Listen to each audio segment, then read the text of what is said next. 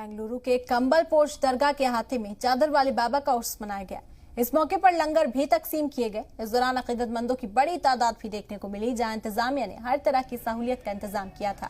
वहीं अकीदतमंदों ने इनकी अहमियत भी बताई। ये उर्स और संदल मनाने के पीछे एक मकसद है। वो मकसद क्या है कि जो तालीमात इनके सीने में आई, जो तालीमात को अमल करने के बाद मालिक मौला ने इनको अपना वली बना लिया, तो वो तालीमात के चंद छींटे जो है अवामुन्नास पे पड़े और अवामुन्नास उन तालीमात से आगाह हो जाए, फयूज़ व बरकत इनके अवामुन्नास तक पहुंचे।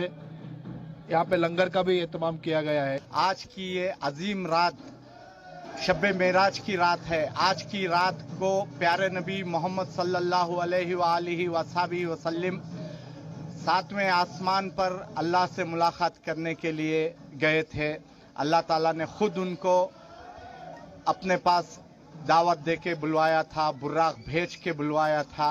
तो अल्लाह ताला के पास जाकर जो है उन्होंने हमारे लिए एक बहुत कीमती तोहफा, नमाज का तोहफा लेकर हमारे लिए आए। माशाअल्लाह।